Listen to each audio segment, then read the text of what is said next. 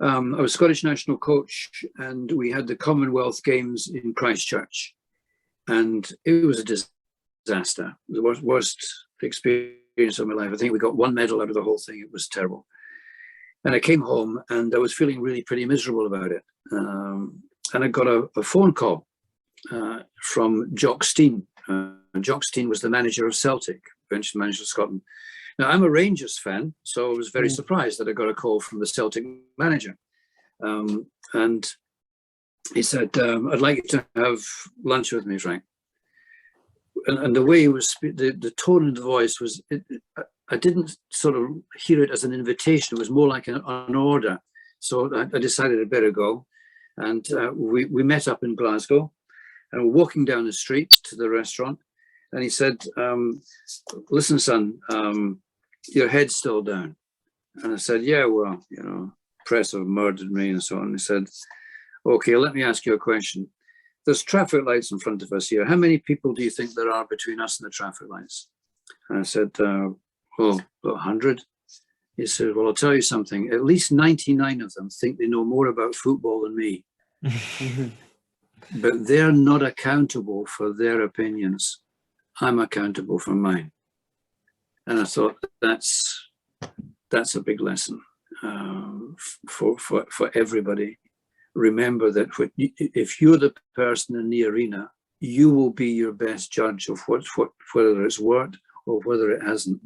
And you'll reprimand yourself if it's not going right, and you'll find a way to make it right the next time round. And then, of course, you've got to have a picture of standards at that point. I mean, another story.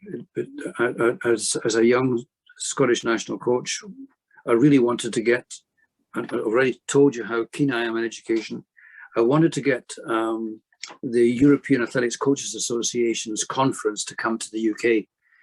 And so I made a bid for it. I went all the way to Athens to the previous conference, and they said, yes, you can have it. So we're going to have it in Edinburgh. Well, it was a freezing cold winter, the worst I can imagine. The conference was going to be on the 4th of January, and it started snowing in November, and the snow was still on the ground on the February. When the university went down, they shut off the heating. And so when did they switch it back on again? The 3rd of January.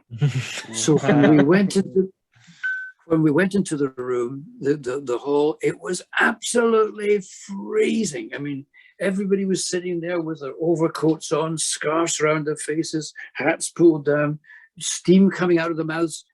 It looked like a fog scene in the room. And I was mortified, and I went to see my boss, the same guy who employed me, Bob Adams, who told me that they believed in me. And I said to Bob, oh, this is terrible, Bob. What will they think? He said, Frank, you know your trouble?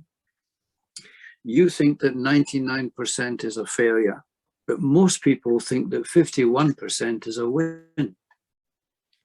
And I said to him, Bob, I never want to accept 51% as a win. I always want to go for 100%. And that, if you like, is like the Michelangelo quote said, the problem in life is not aiming too high and falling short, it's aiming too low and hitting the target. There's nothing wrong with aspiring to great things in life and going for the very best. If you fall short, you fall short, but you know where you were going, and that's certainly better than these guys who go through life simply trying not to fail.